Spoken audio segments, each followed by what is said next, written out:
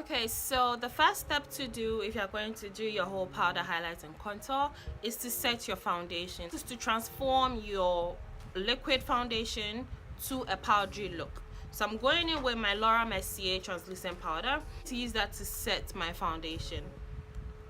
So in this case, I'm just lightly pressing it into my skin with a big powder brush. I'm using the e.l.f. powder brush. I've been asked if a baking powder is the same as a setting powder, and a setting powder is the same thing that we use to bake. It just depends on how you use it. So for instance, I just use this translucent powder, which is equal to a setting powder, just to set my foundation. Next step to do is to bake. I'm going to be using my Sacha buttercup setting powder, and that's because this has a little bit of color in it, which is i.e. buttercup. I'm going to be using my Bethmien beauty blender just to set the highlight areas, which is under my eyes, my chin, my forehead, the bridge of my nose.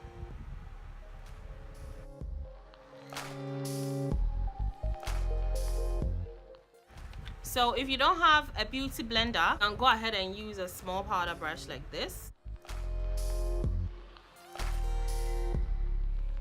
See, whenever I'm applying it onto my under eye, I look up and then I look down. You look up because you want the powder to set, your under eye, so you wouldn't have any creases there.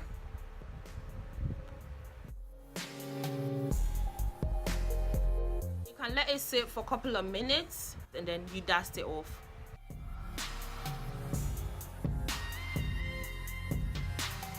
The next thing to do is to contour, and I'm going to be using this dark cocoa shade from the Zikel powder palette, and I'm going to be using my contour brush and just applying it onto where I would normally contour my face.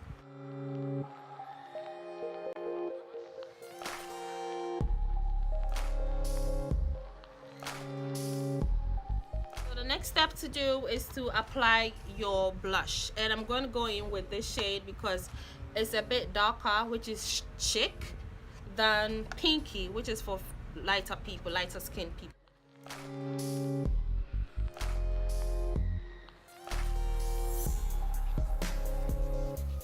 The next step is to highlight, and I'm going to be using Glow Getter.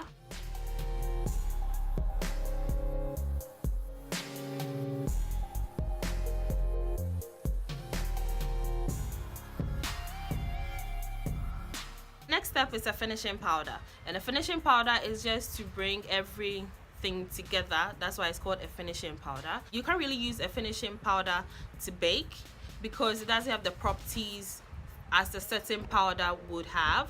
So you just have to use a finishing powder for its job finishing, and the setting powder for its job setting and baking. I'm going to be using the shade Chestnut as my finishing powder.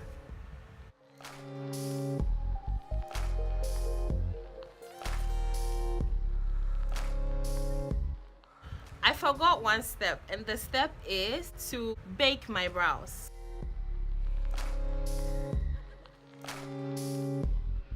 You let the baking powder sit for a couple of minutes, seconds, and then you dust it off. And your brows are safe throughout the day. You don't have any issues with, oily brows. So now we dust it off. And I'm using my Make Me Brow from Essence just to comb out my brow hairs. Now I'm going in with my hydrating rose water, and this is just to make my skin feel hydrated under.